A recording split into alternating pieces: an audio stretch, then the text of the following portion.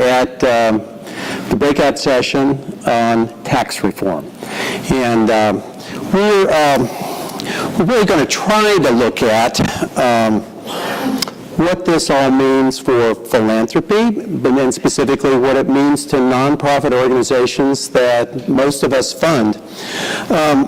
I'm Pete Bird, and I'm CEO of a medium-sized foundation in Nashville, Tennessee. It's called the Frist Foundation. And while Scottsdale is not exactly the Wild West, I'm going to use a rodeo reference here. In bull riding, a cowboy must stay atop a bucking bull while holding on to a bull rope with one hand for 8 seconds without touching the bull or himself with his free hand. When it comes to tax reform, our two panelists today are doing exactly that, trying to stay on top of things while the bull is bucking. Just this morning, the House passed a budget bill by a narrow margin. The bill sets the stage for tax reform, which is now officially and finally, we hope, on a fast track. And if that happens, what will all this mean for us in philanthropy? To wrestle with that question, we have Sandra Swirsky and Robert Sharp with us today. And many of you know Sandra as the brilliant strategist behind the Roundtable's public policy work. Her biographical details are in your meeting program. But she's a veteran of Capitol Hill and eats public policy for lunch as the co-founder of Urban Swirsky, a public policy and governmental affairs firm in Washington, D.C. And suffice it to say, she is canny, pragmatic, and tenacious in representing philanthropy in Washington. Robert Sharp is a hard-charging numbers geek, and I mean that in the most complimentary way. He runs the Sharp Group in Memphis, and his firm helps nonprofits of all sizes with bread and butter challenges, most fundamentally raising money. His client list is a who's who in our nonprofit world, including PBS, the World War II Museum, Bronx High School of Science, Youth Villages, Rotary International, and many more. So when we change the rules on giving, Robert has a huge stake in the outcome. And he spent considerable time looking at who makes charitable gifts and how that might change. So that sets the stage. Let's start today. We're going to do this kind of as a Q&A rather than ask the panelists to do elaborate presentations. Again, remember, they're riding the bronco and trying to stay atop the bull while it's bucking. So let's start with Sandra. It's moving fast, Sandra. I know you've probably been on Twitter and Politico all morning looking at what's happening with tax reform. What's happening in Washington right now with regard to tax reform? Sure.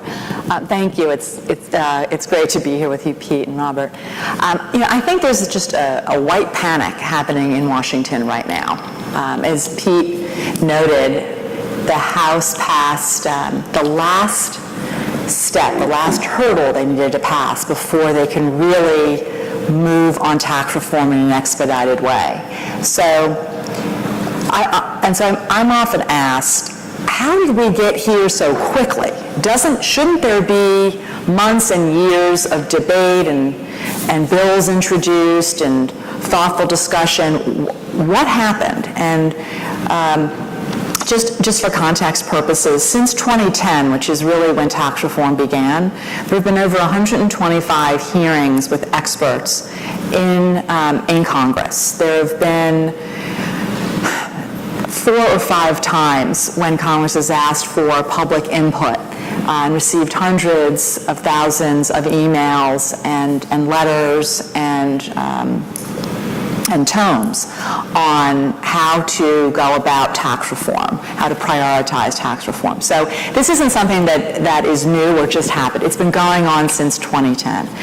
It feels rushed because I don't think any of us really thought it was going to happen this year. When the president was elected, he put a high priority on a lot of different initiatives, and not all of them have panned out the way he and the Republicans have expected it to pan out. But tax reform is different.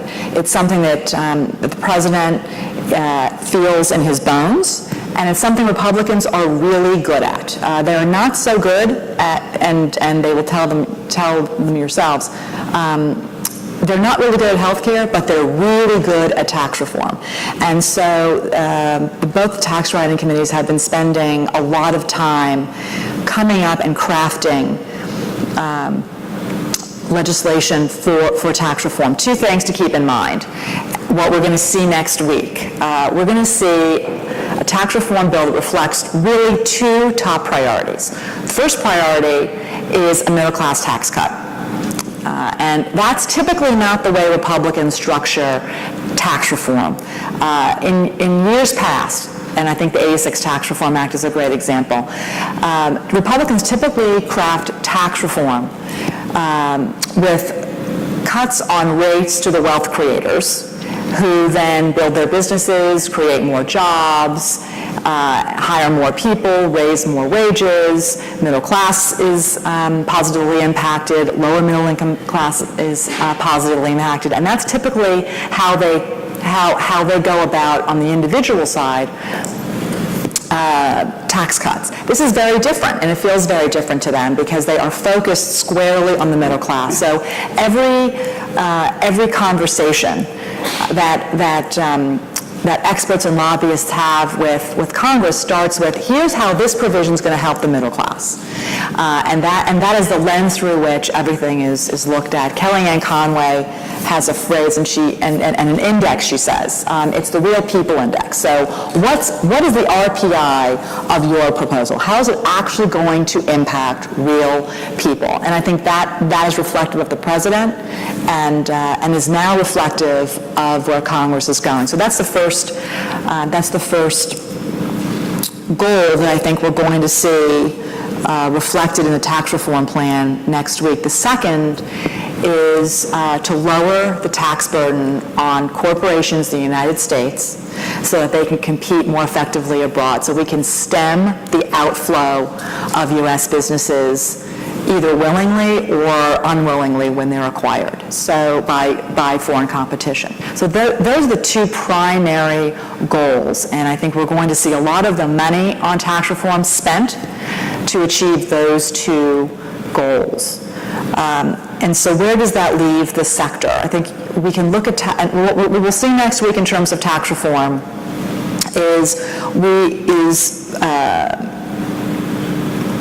can be thought of in three different buckets: how it affects foundations, how it affects donors, and how it affects charities.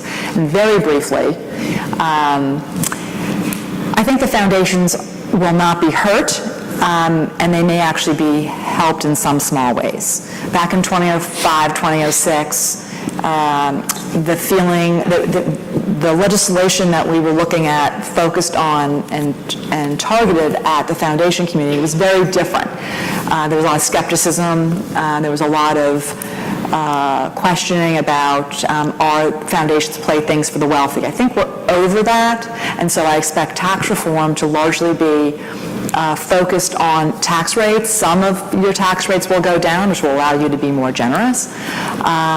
Others won't. When it comes to donors are going to be focused on tax rates, or going to be focused on the estate tax, which I don't think is going to be repealed because it doesn't impact, because the RPI is very low, right? I think that we're not going to see an elimination. We may see some increasing of the exemption amounts, but I don't think the estate tax goes away. When it comes to the impact that tax reform could have, it's probably all on the charity side of the ledger. And I think the biggest open question is how the charitable deduction fares in tax reform. And I think the jury is out right now. Just very briefly, what is for sure is that the standard deduction is going to be increased, possibly doubled. What that does is it takes away about 30 million taxpayers from itemizing, and the only way you get the charitable deduction is if you itemize.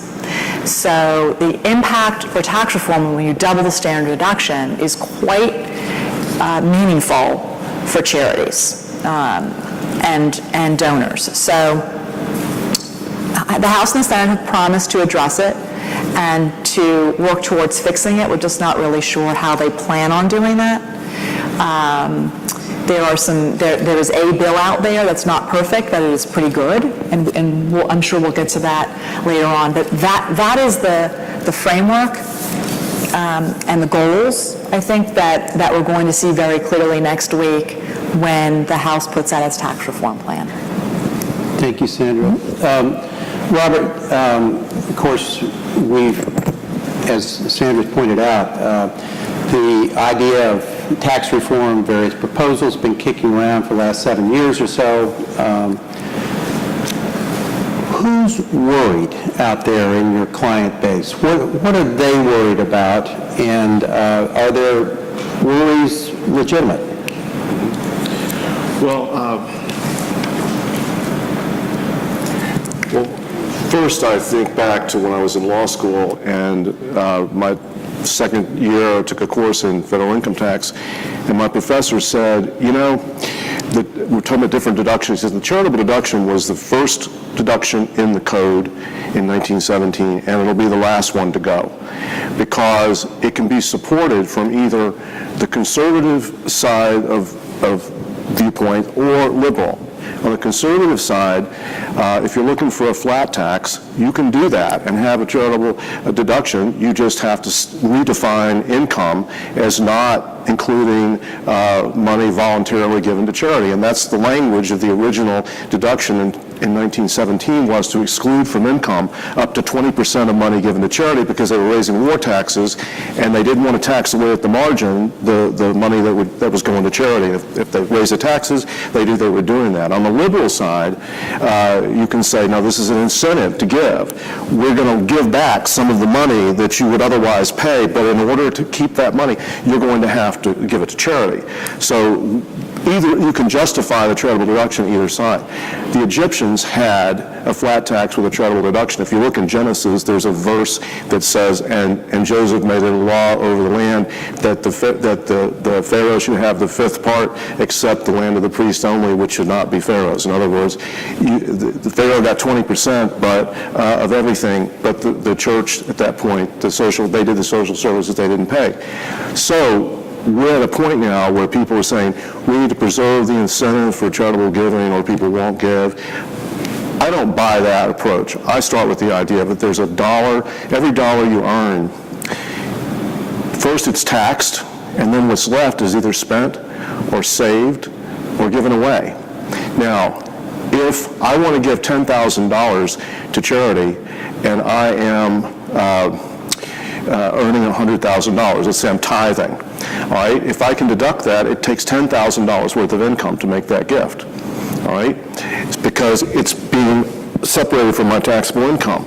But if I can't deduct it, then if I'm in a 33% tax bracket, I then have to earn $15,000 and pay $5,000 in tax to end up with $10,000 to give. So where does that $5,000 come from? Does it come from your spending? Does it come from your saving? Or does it come by reducing your giving to $6,500 to $6,700 because you have to first pay $3,300? And so the issue is, when we first talked to Paul Ryan about this issue, 2 years ago, I guess, when this meeting, and he said, we don't want to harm anyone here.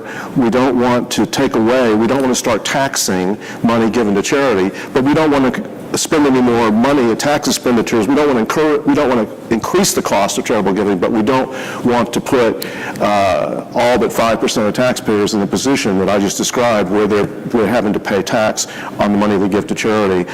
So is a middle-class tax cut achieved by raising the taxes on money that the middle class is giving to charity? I don't think so. So the idea in the Walker bill and the ones that have been proposed is, how do we not hurt those particular people who are currently costing $10,000 to make the gift? How do we keep them from having to use $15,000 of their income to give $10,000? So the whole issue now is how do we do that? And the proposals that are out there will probably shelter or save a good portion of the people that are now itemizing. But any way you cut it, there's going to be some group of people, and we don't know how big it is, but if they don't do something like move the deduction above the line, you're only going to have 5% of people that are roughly people in the income bracket of $200,000 and above who are giving half the money. Those people will be okay, because they'll be able to itemize above the standard deduction. It's the other half that are under $200,000, many of whom who are itemizing now will not itemize anymore, and they will end up paying tax. So the question then is, what charities, where we see the impact of that? And in a nutshell, I think if people who are in a position where they have to cut their giving or cut their spending or their saving in order to continue to give, if they decide to cut their giving from, say, $10,000 to $7,500, all right, are they going to take a $1,000 gift and reduce it to $750? Are they going to take a $100 gift and reduce it to $75?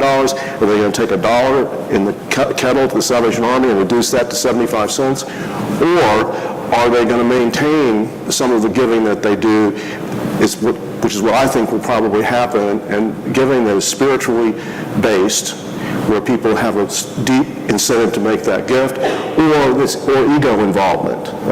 Somebody's going to call from the annual fund and say, can you give that $1,000 to college this year? Well, they got a choice to make. They got to say, well, no, I can't afford that anymore. I'm going to have to lower it to $750 because of tax reform. They're not going to do that. They're going to say, yeah, I'll give the $1,000. My fear is that the charities, and another point is that the charities that have more sophisticated fundraising staff are going to quickly develop ways to deal with this. And I can already tell you a lot of ways that people who can't deduct their gifts anymore can effectively deduct them by changing the way they make their gifts. But the smaller charities that don't have that expertise or access to it, I think, are not going to be in a position to offer solutions to their donors, and some of them may be in the group that's cut out entirely. So people may cut out, instead of reducing their giving and shading a little bit off of each of the gifts, the bottom of the pyramid may just be cut out entirely, and we see maybe drastic reductions in giving possibly for some levels of charities. And I think the concern you had, Pete, that we discussed is that as after the last recession in 2008 and 9, a lot of these charities were coming to funders in their communities and saying, you know, our giving is down 30-40%, and I think it's possible that we could be facing something along those lines. So religion, education, places where people sit on the boards of charities and they're closely committed to them, I think they'll come through this okay. People that are relying on major donors who are still going to be able to itemize their deductions and still get full benefit, they're not going to be affected. It's going to be this group that fits into, supported by the middle class, and mainly large numbers of smaller donors who are not emotionally or spiritually committed to them. And I think that's where we'll see the largest impact of this. Okay. Thank you, Robert. You know, as you and I have discussed, Robert, it was a real shock for those of us who were around in 2008 and 2009 and saw the market crashes, saw giving continue to decline for the next 2 years after that. And disproportionately, there were a number of charities that suffered. And they weren't the colleges, they weren't the churches, but they were your bread and butter charitable organizations at the local level. And I know a lot of us deal with those kind of charitable organizations, and that's the worry. that if giving goes down by 15% in aggregate, that some of these nonprofit agencies may see cuts of 40, 50, 60% in their charitable giving. And we as philanthropy have to step up and be the people who help to bail out these organizations rather than help them expand in creative ways. There has been some hope offered in the form of a universal charitable deduction. And is realistically, Sandra, do you think that idea is going to get traction, and might that idea pop up in whatever we come up with in terms of a specific bill? Sure. So, Pete, as you know, Representative Walker, who's from North Carolina, introduced the first bill in 30 years that would offer everyone, all non-itemizers, a charitable deduction. And this is something we've been working for about 5 or 6 years now. ACR has been supportive of this broad-based universal deduction that everyone can take advantage of. And so we were really heartened to see that he introduced it. And he introduced it about a week and a half ago. Why? Well, because he saw tax reform coming, and he went to the chair of the Ways and Means Committee and said, gee, I'd really like to see some type of a universal charitable deduction put into law so that charities don't end up at the short end of the stick if you jack up the standard deduction. And the chairman said, that's great, but there's no bill, so you better get hopping if that's something you want to see in tax reform. So shortly thereafter, he dropped a bill.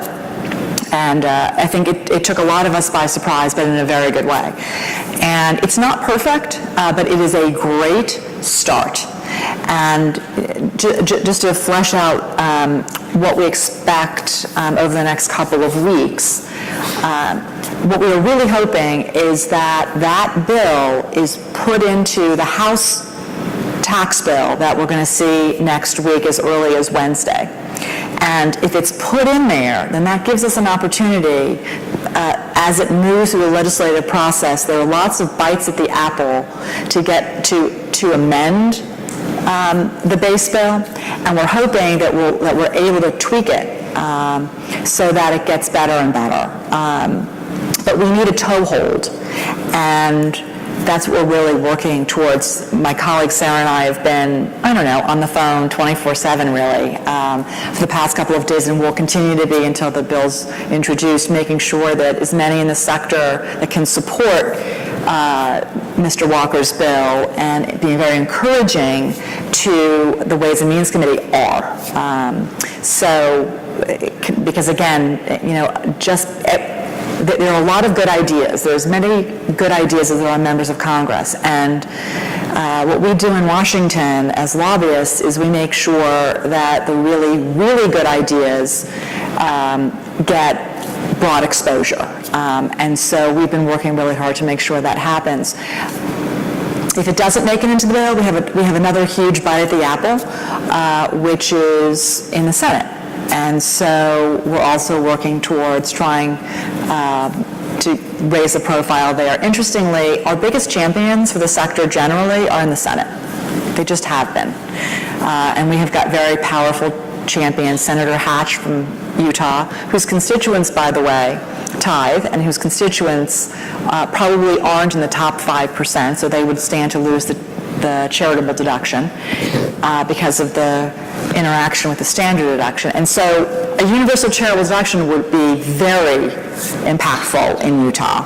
The Finance Committee is full of rural members, members from rural states. And so again, a lot of those folks' constituents would probably benefit. So we feel like it would be that it is the best of all worlds if it makes into the House bill, but we feel like we've got really fertile pasture over on the Senate side. Might I call on a member of the audience for a moment? We have Robin Hayes here, and I'm not sure if many of you know Robin. Robin was a former member of Congress from North Carolina. Some say the best member from North Carolina. And I would Robin, you have such good friends there still. You understand the process and what's going on. Do you have any comments, thoughts that you want to share with us? Help us make sense of all of this. I agree with everything Sandra said, except something about everybody there had a good idea. I don't think that's true. Now, let me ask you a question. A question? I thought you were going to make sense of it. Artificial hip just jumped out of joint there, sorry. Old age ain't for sissies. Why do you all think Donald Trump won the election?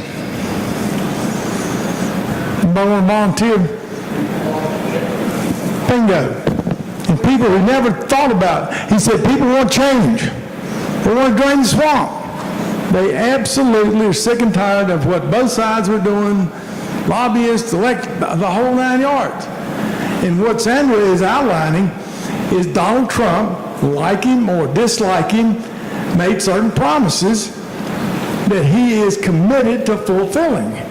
And tax cuts, not reform, tax cuts for the middle class is a critically important piece. And it's being structured in a way that it will go through Congress because all of the people, most of them, somewhere in such a safe district, doesn't matter what happened in an election, but those that have an election are very cognizant of who may or may not vote for them. They also are cognizant of the fact that a lot of people that voted for Trump voted for them, and they need them to come back and vote again. But there's also a huge group, like the ones that voted, who didn't, that we're all competing for. I can kind of say that with authority because I'm the chairman of the Republican Party in North Carolina. But I'm the chairman of all the state chairmen in the United States. So I see and hear and talk to the people. And to put in a plug, if you want to get rid of the dirty money in politics, get rid of all the outside groups and send it through your state party and sit on top of them and make sure they do what's right. Well, thank you for that commercial. It's a public service announcement. Thank you. You're a good lobbyist. Not true. Anyway, it's a fascinating thing, and I appreciate you all being here. What I'm trying to introduce, because of my friends and my interest and commitment to stewardship, which is called philanthropy, is to get all of our people involved in serving the public from a human needs standpoint and subjugate their political aims to demonstrating with their deeds that they really care about people and want to make their lives better. Then we'll have something going on. Thank you, Robin.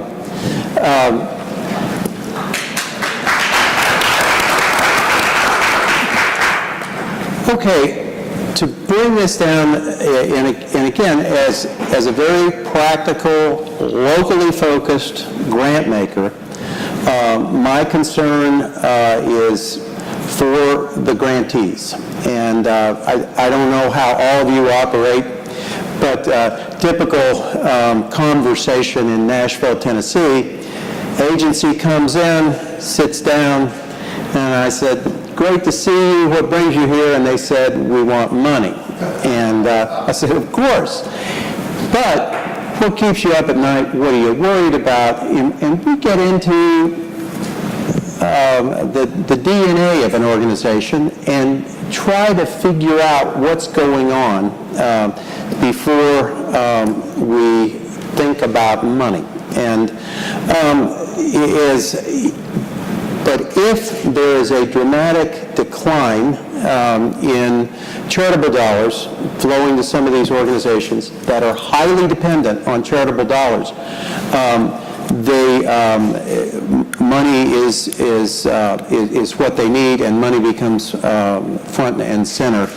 And I'm going to ask you, Robert, all right, let's say, hypothetically, I run the Sweet Charity Women's Shelter in Nashville. It has 25 beds, and we're a year out, post-tax reform, and I'm starting to see the drop. The big fourth quarter bump in giving that used to come in didn't materialize this year, and I'm starting to panic. And I'm coming to the Sharp group, and I'm saying, what should I do? And you're the Sweet Charity Women's Shelter. Well, unfortunately, a lot of charities that are in that you just described are not going to be in a position probably to give their donors the kind of advice that they need to give them in order to know how to deal with the challenge here. Because, as I said earlier, there are going to be ways that people that fall in maybe the $100,000 to $200,000 income range who have a hole that they're falling in the donut hole in this thing and they can't deduct, they're going to have, the charities that they're giving to, a lot of them, the colleges, universities, they're going to come to them and give them ideas about ways that they can deal with that. And you're talking about sophisticated vehicles like charitable lead trusts. Charitable remainder trusts. But I don't even know what that is. They don't know. And so I think in many cases, my advice to them would be to go to your donors, especially their longer-term donors, and thank them for what they've done in the past and try to focus their efforts on really understanding their best donors and hope that they can make a case to get into the level at the place in their minds where they're still supporting the charities and to create, one of my colleagues says the charities are going to be successful in the future with or without this bill are going to be those that are near, dear, and clear, the ones that are near their constituencies. The baby boomers are not supporting, in my world, working with higher education, the classes in the early to mid-70s, and I see in this room some of you fit into that category, those are my classes, they're the lowest participants in the annual funds in any school you go to, because if you went to college in the 70s and you graduated in 1980 in that period, you know that was not the best time to be on a college campus, and they're not good memories. The baby boomers had ideas back then and no money. Now a lot of them they cut their hair, they went to work, and they made money, and now some of them have got ideas and they've got money. So I would say to these types of charities to go out and find that core of people and thank them for what they've done and know that people gave before there was any charitable deduction, and some people will continue to give. They're just going to give to different things. So if they don't have the ability to go out and show people how they can still make the gifts and deal with the limitations and bypass them in some cases, I think my advice would be to tell them, if they came to me for advice, to say, go dance with the ones that brought you to the party and learn some new dance steps and get closer to your better donors. And I think that's really the only, advice that I think would be helpful to them at this point. Sandra, let's say, back to the Sweet Women's Charity Shelter, over the next few days, we will see young, smart congressional staff people burning the midnight oil to write a fully fledged tax reform bill, which will be hundreds of pages long, and it will be maybe unveiled as early as next week. Do you sense that they care about a women's shelter? Is this anywhere on their radar? Sure. I think the simple answer is of course. Of course they care about a women's shelter. But they also care about the 40 constituents outside their door and the 2,000 emails in their inbox. They care about the job creators that are stymied. They care about the middle class. They care about the students who can't pay back their mortgages. So I'm painting a picture of an overworked, inundated group of folks. And that goes for members as well. And tax reform at this level is about priorities. And they wish that they could make every constituent's request a priority. But in my experience, the view is their top priority has to be the people has to be the wealth creators, has to be the job creators, has to be the people without jobs. If you give someone a job, or increase their wages, then they're able to have more money in their pocket and give to charity. So the priority has to be on economic growth and creating a tax code that drives economic growth and drives more wealth into the hands of people so that they have more wealth to give. And I think that's what their priorities are going to be, and that's what we're going to see reflected in next week's plan.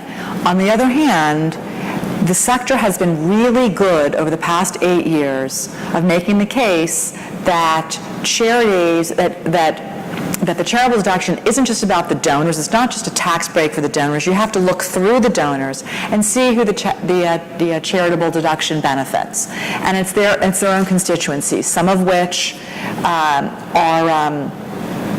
at the bottom of the socioeconomic ladder. So I think that on the one hand, they are going to be more attuned and put a higher priority on those tax revisions that drive economic growth and will drive more jobs and higher wages and the like. But on the other hand, I am convinced that they are not going to forget about the sweet charity, and that they are going to address, it may not be in a robust way, but address the charitable deduction and ways to bring the charitable deduction to more donors. Great. Thank you, Sandra. We've talked about, and not just here, but for years, about the impact of the charitable deduction on charities, agencies out there that receive charities. But there's another dimension to tax reform, and it has to do directly with foundations, capital formation within foundations. And Robert, Sandra, I'm really asking you both about, we're talking about the estate tax, and that has been balled up in all of this, the tax legislation that we talked about. Where's the fallout from there, and what might we expect from any kind of changes to the estate tax?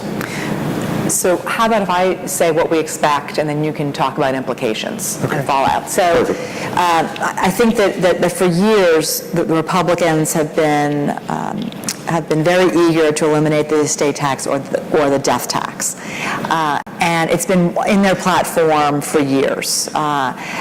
However, this is, again, it's a very different administration, and it's a very different tax bill. And so I think it's going to be very difficult for them to eliminate the estate tax when the benefits go to a very slim sliver of people who happen to be at the very top of the socioeconomic food chain.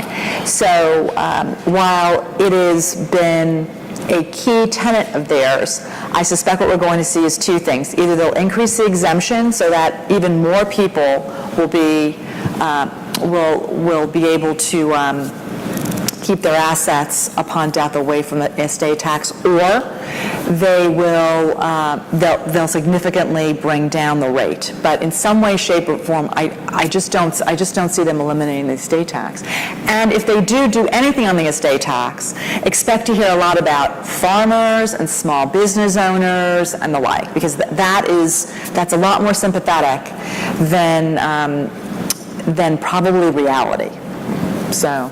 Well, from my perspective, I've been, my first experience with tax reform was the 1981 ERDA, the Reagan tax changes, and back then the exemption was like $175,000, and it was going to go to $350,000, and then God forbid it goes to $1 million, and every time, all the charities, the sky is falling, nobody's going to leave money to charity, and every time it would go up, there would be increases in bequests, and so I would start with the fact that the estate tax or death tax is already gone for 99.9% 9% of the people in this country, okay?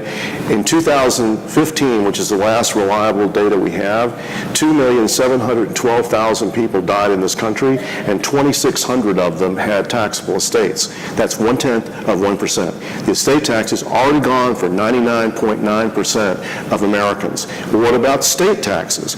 Well, about 70% of Americans live in states that have no inheritance tax. California, Texas, Florida, the list goes on. The most populous states, the states like Washington State and a few others that have high estate taxes, they're not big states population-wise.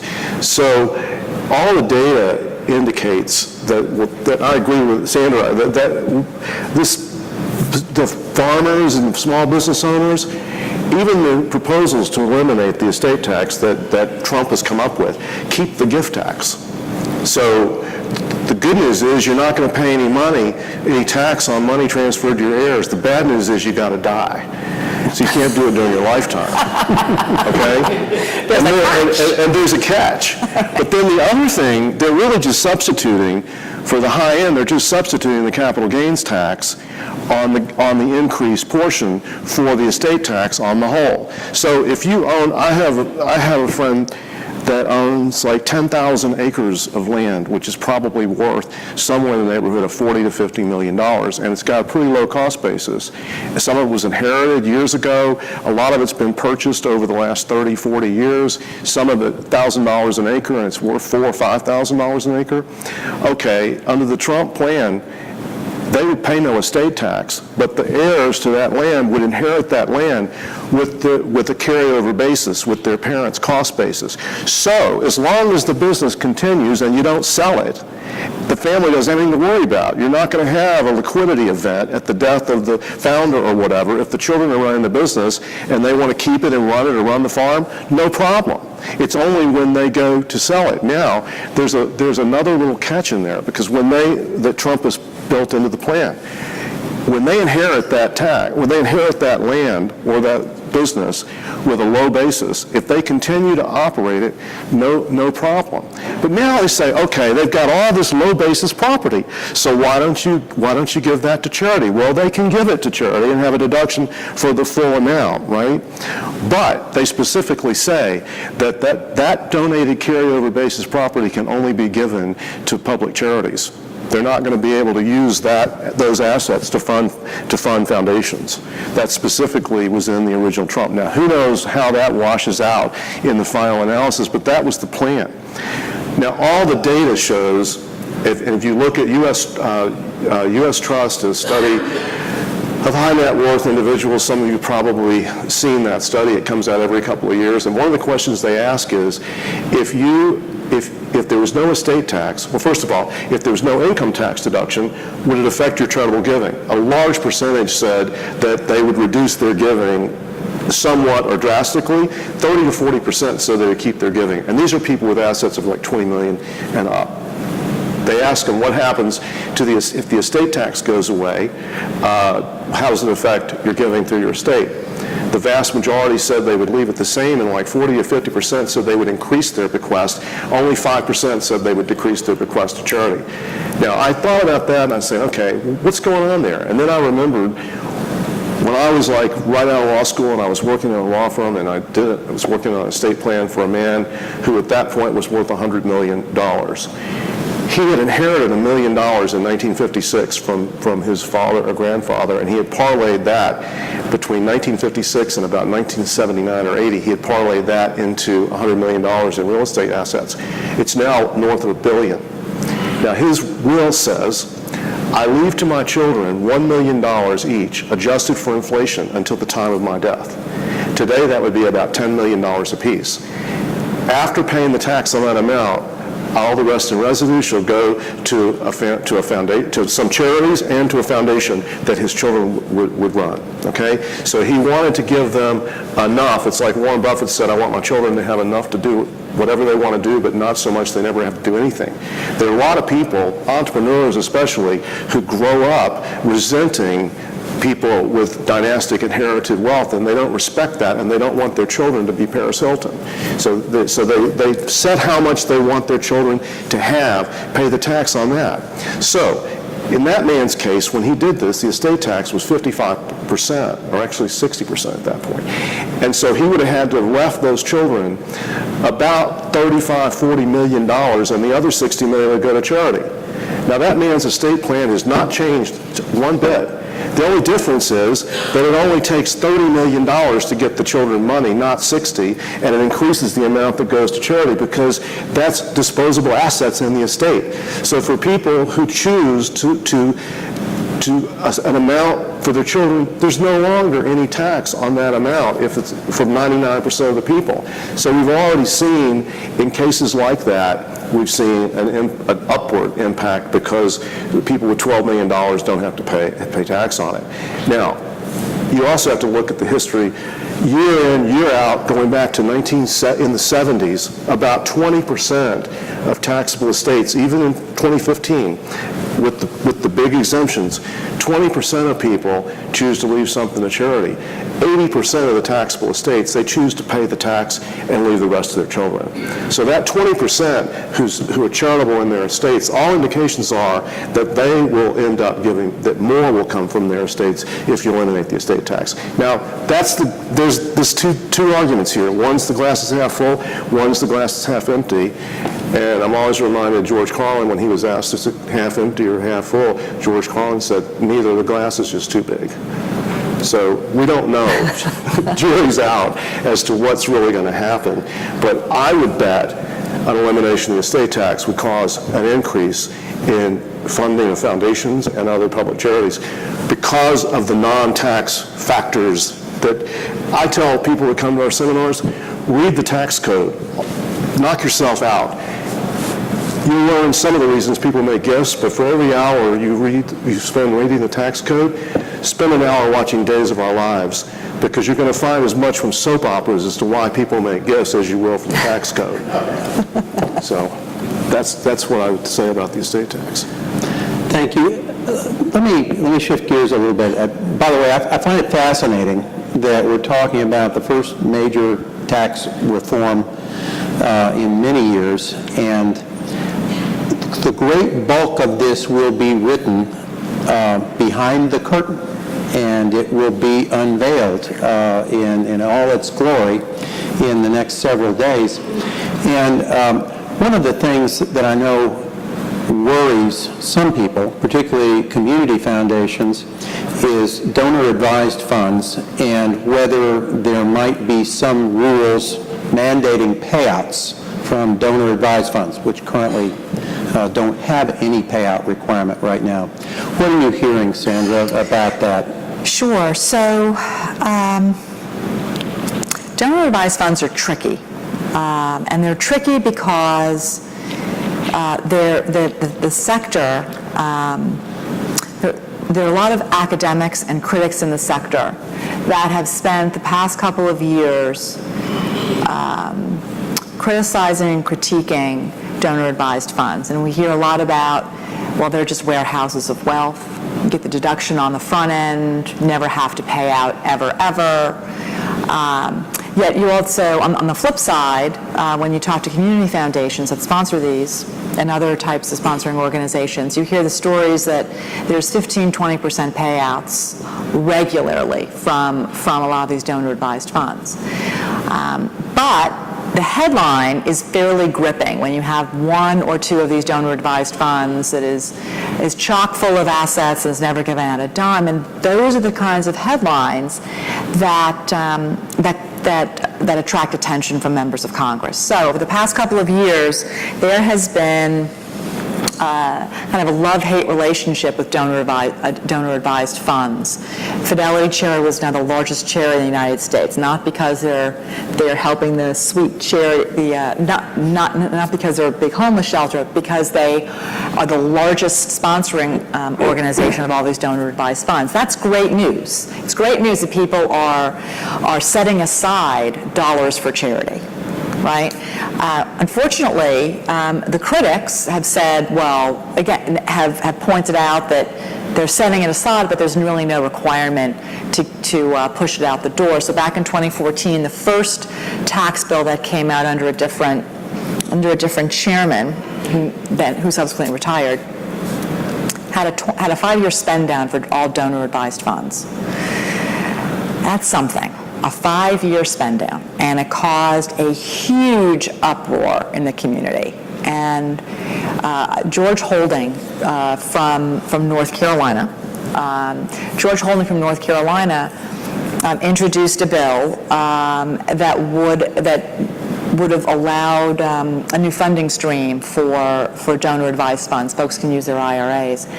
And he said to me the other day, he said, I was shocked at the criticism I got, not from the sector, but from a lot of academics and from a lot of the experts in the field, that I was opening up a can of worms here, and that why should folks be able to take money from their IRAs and fund donor-advised funds? And he said, frankly, it really has kind of soured me. He said, here I thought I was doing the right thing, and I was just lambasted. And so it is, and he probably is the person in the House of Representatives most closely associated with donor-advised funds. And I think that he has a bad taste in his mouth because of all of the criticism. Now, does that mean that we're not going to see anything positive for donor-advised funds in tax reform? What Congressman Holding has said is, if we see something positive for donor-advised funds in tax reform, I would expect that we may also have to accept some type of a payout requirement. I don't think it will not nearly be as onerous as a 5-year spend down, but a lot of folks have talked about some type of a 5% payout to equal what foundations have. So I think that the jury's out. If there's going to be something positive for donor-advised funds, it would happen on the House side. The Senate has much less of an appetite. So I guess we'll find out on Wednesday. But again, I think if we see something positive on donor-advised funds, be sure to read closely, because there may end up being some type of payout requirement associated with it. So. Thank you, Sandra.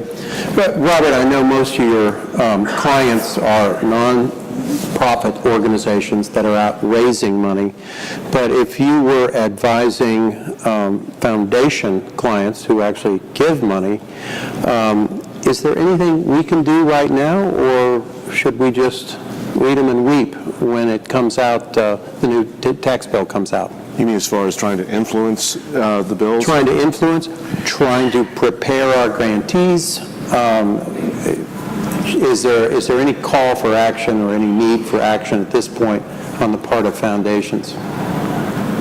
Well, the first thing I would probably recommend is that they quickly, in fact, maybe Sandra could maybe even supply some language for an email or whatever. I think a foundation to their grantees should make sure that they know that this is not just a false alarm. This is not the sky's falling. That this is really, as Stephen Wolf from the Council of Jewish Federations, who's the primary government affairs person for the Jewish community in the U.S., he said in this conference that we were at a few weeks ago, this is crunch time, and I would make sure that your people, the grantees, know that they need to go to their boards and have them, I think, talking to their congressman and mobilize. I think you can mobilize a grassroots operation there. And by the same token, many family foundations and family offices and whatever have the people, the funders, the original funders, and the family. Those are influential people. They're donors to politicians, and I think we need to quickly say this is serious. This is not a drill, and there is a possibility that charities that are supported by the broad middle class people may have. It won't happen immediately. It's not going to happen. You will not see an immediate drop in funding. It's going to be when people go to do their tax returns and go to their accountant, in 18 and 19, and they see, wait a minute, I thought I was supposed to get a tax cut. Well, you did, but the tax cut only went to non-charitable people, and people that were giving money to charity are now having to pay tax on the money. And oh, by the way, they paid for a lot of the tax reform by putting a new tax on money given by the middle class to charity. And I don't think anybody's intending to do that, do you? No. But that's the impact of it. So a middle-class tax cut may be to allow people who aren't itemizing now to go above the line and itemize, and it'd be a nice way to target a middle-class tax cut by putting some more money in the pockets of the most generous people in the middle class. So I think I would try to get the word out to the grantees and their boards, and also the foundations and their original funders and their heirs if they're powerful in the community.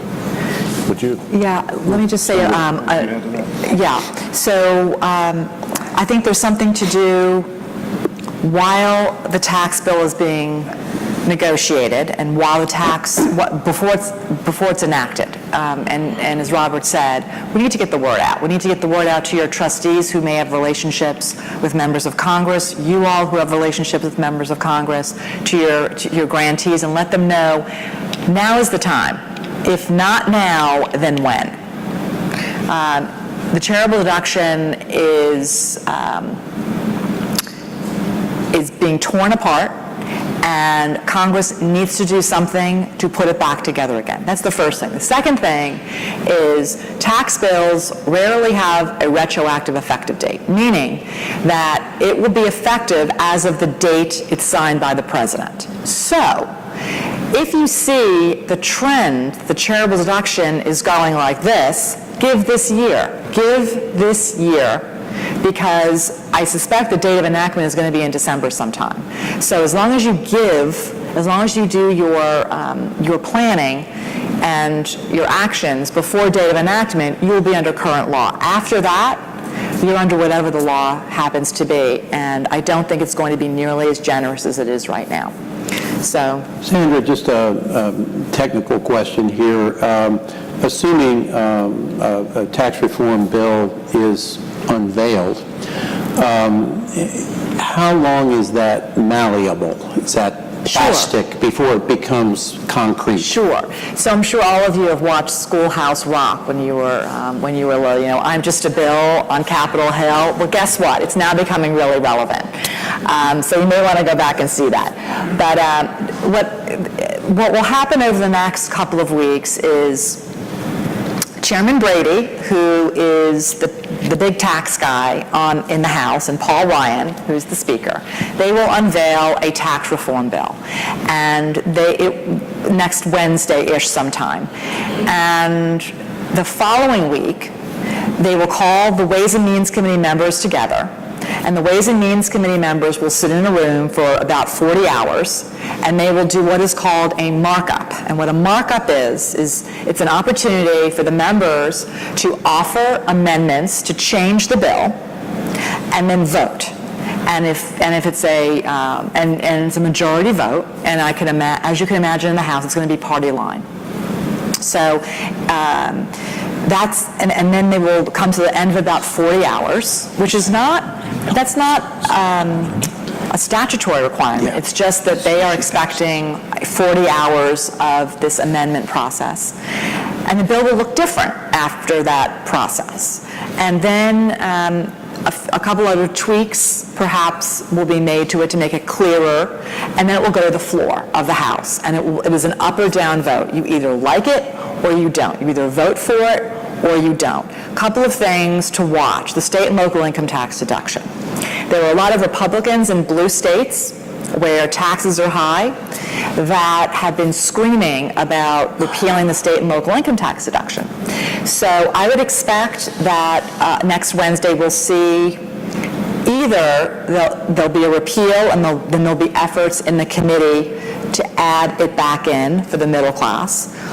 Or maybe next week there will be a proposal in there, not to eliminate it, but to keep it, but again, very slimmed down. My guess, targeted at the middle class, not targeted at folks certainly not over $500,000 in income.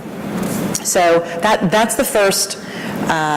That's probably the biggest hurdle. I think the charitable deduction is also going to be a big hurdle. If there is nothing in the bill next week that saves the charitable deduction, then for 95% of taxpayers, because the top 5 will continue to get it, I think that's going to be a big hue and cry. I really do. So Then there'll be, as I noted, once it goes to the full House, there'll be a vote, and that'll be the final product. The same process goes on in the Senate, probably simultaneously. I think the Senate will be about a week or two behind the House, but a very similar process. Just to put into perspective, back in 1986, this amendment process took weeks. They're slating 40 hours in the House and probably about 40 hours in the Senate. So this is going to be a very truncated process. I think that the House is hoping to pass the bill before Thanksgiving. And then the Senate will pass it shortly thereafter, and the goal is to have it on the president's desk before Christmas. Why not the second, after Thanksgiving? Members need a crisis. They need the turkey in the oven. They need a reason that they have to actually take a tough vote. And Thanksgiving and Christmas are two really good reasons that they have to be home. So again, I think we're going to see something before Thanksgiving in the House and then a final bill in the Senate. I think for your individual purposes, look at the effective date of the bill and then start planning. Because again, it's not going to be retroactive. It'll be prospective, and you'll have that period of time to make some planning decisions for your own charity. Thank you, Sandra. A good look into a well-used crystal ball.